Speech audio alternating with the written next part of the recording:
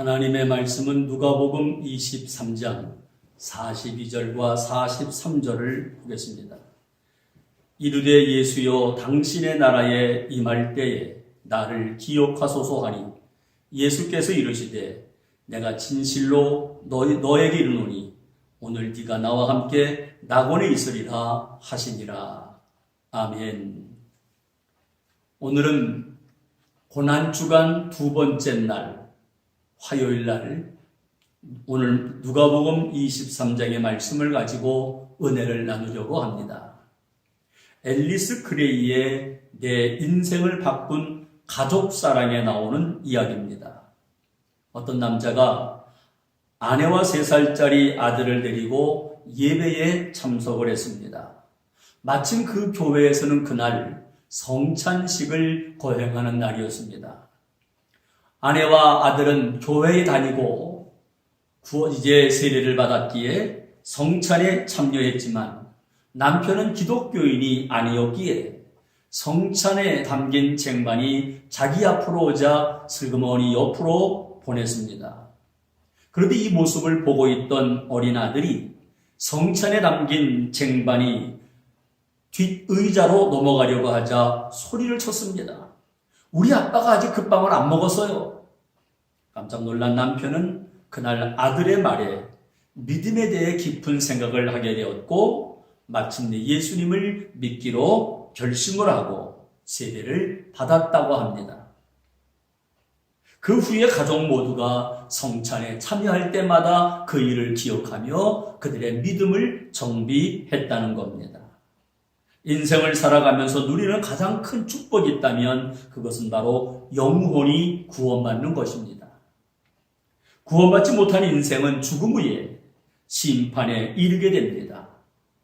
히브리서 9장 27절을 보면 한 번 죽는 것은 사람에게 정해진 것이요 그 후에는 심판이 있으리니 말씀을 합니다.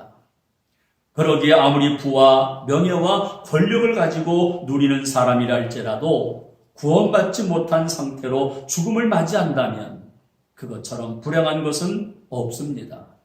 그러나 아무리 가난하고 멸시받고 천대받는 힘든 인생을 살아왔다 할지라도 죽음 앞에서 구원을 받았다면 그 사람처럼 행복한 사람은 없을 것입니다.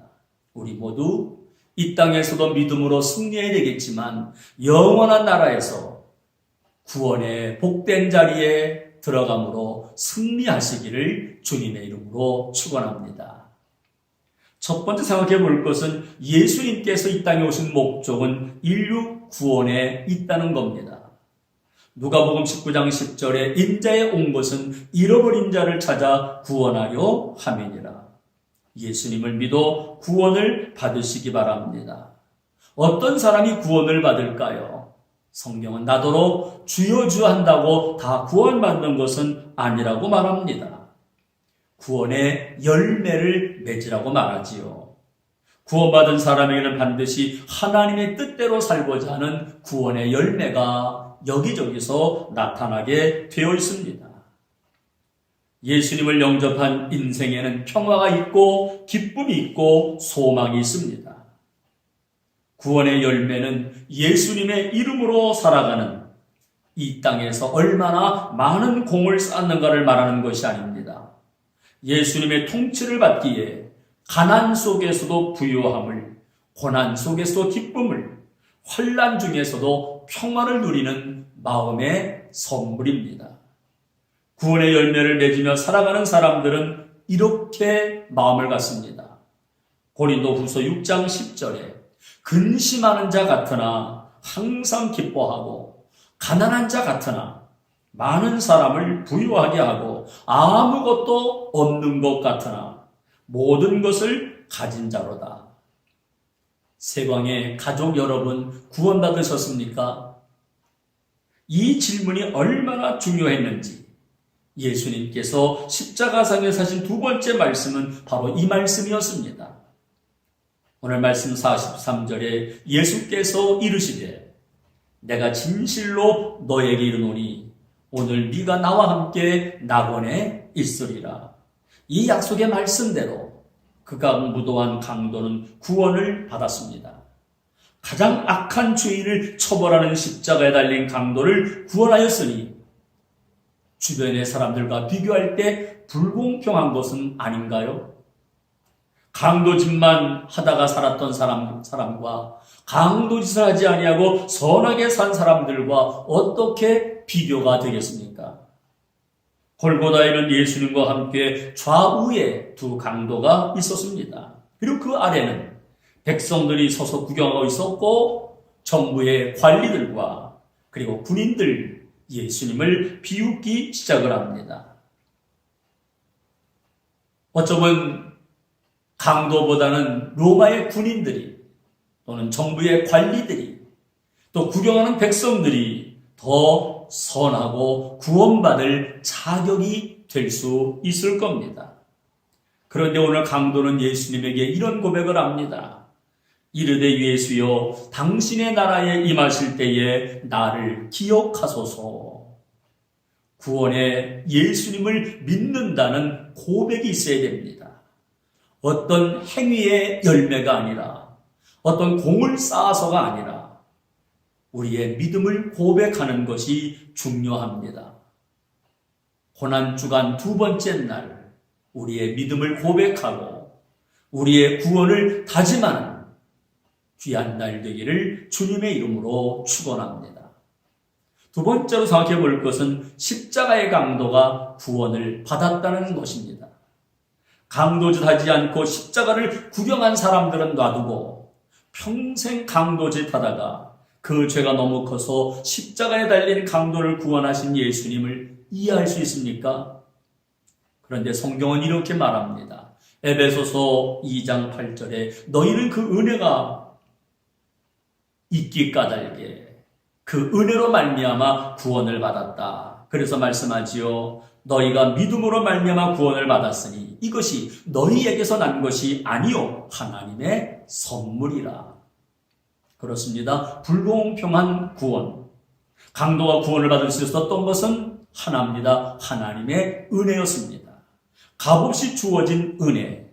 바로 그 은혜로 인하여 강도가 구원을 받았고 그리고 우리가 구원을 받은 줄로 믿습니다. 강도보다 나은 인생, 그 중에 누가 있었을까요? 수많은 사람들을 힘들게 했던 이 사람, 아니 어쩌면 우리들도 말로 많은 사람들의 마음과 그들의 삶에 칼로 찔렀을 때가 있습니다. 돈을 갈취하진 않았지만 탐욕과 욕심을 앞세워 살았던 적이 있습니다. 예수님을 주라 시인하면서 여전히 세상의 것을 탐하며 우리 욕심과 정욕대로 되지 않는다고 불평하며 살았습니다. 상처를 주었으면서도 상처를 받은 것만을 기억하며 살지 않았던가요?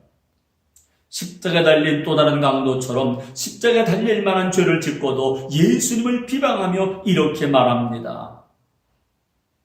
달린 행악자 중 하나는 비방하여 이르되 네가 그리스도가 아니냐 너와 우리를 구원하라. 행악자는 예수님이 그리스도라는 것을 들어서 알았습니다. 그런데 예수님을 거절했습니다. 비난을 했습니다. 그러나 구원받은 강도는 자신이 죄인이라는 것을 그리고 예수님이 하나님의 아들이라는 것을 알았습니다. 십자가에 달리고서야 자신이 십자가의 형을 바탕에 마땅한 죄인임도 알았습니다. 그러기에 그 강도는 고백하기를 우리는 우리가 행한 일에 상당한 보응을 받는 것이니 이에 당연하거니와 이 사람이 행한 것은 옳지 않은 것이 없느니라. 십자가에 마땅히 달려야 할 존재는 예수님이 아니라 바로 우리였습니다. 우리가 행한 일을 따진다면 마땅히 십자가에 달리고도 남을 죄인들입니다. 그런데 우리는 예수님을 비방하는 강도처럼 내 문제가 해결되지 않을 때마다 응답이 더딜 때마다 불평하고 비난할 때가 얼마나 많았는지요. 오늘 여러분은 어디에 계십니까? 서서 구경하는 구경꾼입니까? 아니면 예수님을 조롱하는 관리나 군인입니까? 아니면 십자가에 달리고서도 예수님을 비방했던 강도의 자리에 있습니까? 어쩌면 저도 예수님을 알고 믿기 전에 십자가에 달려 예수님을 비방했던 강도와 같았던 사람이었습니다. 마땅히 내가 직접 십자가에 달려야 될 인생이었는데 눈먼 제 눈을 뜨게 해주셔서 예수님을 믿게 되고 예수님께서 아무런 죄 없이 내 죄와 허물로 대신 십자가에 달려 죽었다는 걸 알게 되었고 보게 하셨습니다. 그러기에 저는 이런 고백을 드렸던 적이 있었습니다. 예수님, 당신의 나라에 임하실 때에 나를 기억해 주옵소서. 예수님은 그 강도를 향해서 이렇게 말합니다. 내가 진실로 너에게 이르노니 오늘 너는 나와 함께 낙원에 있으리라. 오늘 여전히 제 마음에 눈물을, 제 가슴이 아플 수밖에 없는 것이 있다면 우리는 여전히 예수님을 비방했던 강도처럼 살고 있다는 겁니다. 예수님께서는 십자가에서 내려오심으로 하나님이심을, 그리스도이심을 증명할 수 있었지만 내려오지 않으셨고 우리의 구원을 이루기 위해 묵묵히 십자가를 지셨습니다. 예수님을 따라간다는 우리들, 이제는 우리가 예수님처럼 살아야 하지 않을까요? 우리도 예수님처럼 묵묵히 내게 맡겨진 십자가를 지고 주님이 해야 될 그 일을 내가 감당하며 구원의 길을 걸어가는 우리가 되어야 될 줄로 믿습니다. 고난주간의 두 번째 날, 나에게 맡겨진 십자가를 묵묵히 지고 그 사명을 잘 감당하며 걸어가는 귀한 날 되시기를 주님의 이름으로 축원합니다. 아멘.